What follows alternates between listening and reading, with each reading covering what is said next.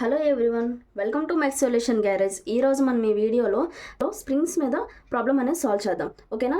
ఈ ప్రాబ్లం చూస్తే a closed coil helical spring is to carry a load of 120 newtons. ఓకేనా? మనం given data కూడా రాసుకుందాం ప్యారలల్గా. ఓకే, యాక్సియల్ లోడ్ ఇచ్చారు కాబట్టి axial load 120 newtons and the mean coil diameter 10 times the diameter of the wire. Okay, చిన్న ట్రిక్కీగా ఇచ్చారు. mean coil diameter capital D is equal to 10 times of small diameter. Okay na? Okay, small diameter. Next, find the diameter of the wire if the maximum shear stress is about 95 Newton per mm square. Okay, shear stress ante icharu. shear stress ki tau kada. shear stress ante shear stress is equal to tau is equal to 95 Newton per mm square ఇచ్చారు.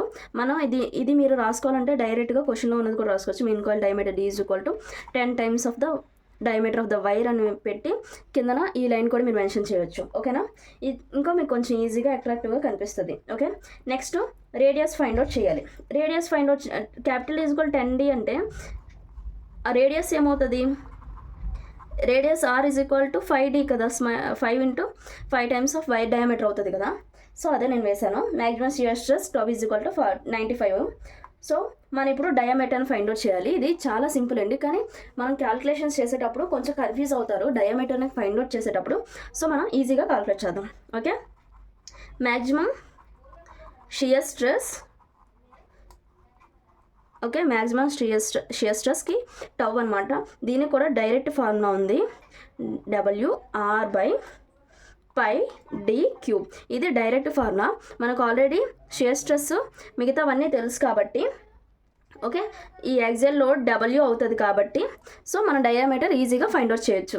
So tau అంటే 95 is equal to 16, load 120 newton. So 120 డైరెక్ట్గా వేస్తున్నాం. R అంటే 5D కదా, 5 into small d and pi into D cube. ఓకేనా? D క్యూబ్ని కూడా నేను అలానే వదిలేస్తున్నాను. ఇప్పుడు నార్మల్గా ఈ పైన ఉన్న ఈ Dకి ఇందులో ఒక Dకి మనం క్యాన్సిల్ అవుట్ చేస్తున్నాము. ఇక్కడ ఇంకా D² ఉంటుంది. ఓకే, ఇప్పుడు నేను ఇట్స్ 95 ఇటు తీసుకెళ్ళి D² ఇటు తీసుకొస్తాను. ఓకేనా? D² ఈజ్ ఈక్వల్ టు 95 ఇటు తీసుకెళ్ళిపోతాను. 16 into 120 into 5/π into 95. ఓకేనా? ఇలా చేస్తే నెక్స్ట్ ఈ D ఇలా ఉంటుంది, ఇటు సైడ్ ఆన్సర్ √/. వస్తుంది. సో ఈ వాల్యూ మనం క్యాషియోలో క్యాలిక్యులేట్ చేద్దాం. ఈ వాల్యూ క్యాషియోలో క్యాలిక్యులేట్ చేస్తే D² వాల్యూ 32.166 వచ్చింది. సో ఇప్పుడు ఈ స్క్వేర్ ఇటు సైడ్ ఉంది కదా, ఇటు సైడ్ వెళ్తే రూట్ అయిపోతుంది కదా. సో ఇది ఎలా రాసుకోవచ్చు? D ఈజ్ ఈక్వల్ టు √32.166 కింద రాసుకోవచ్చు కదా.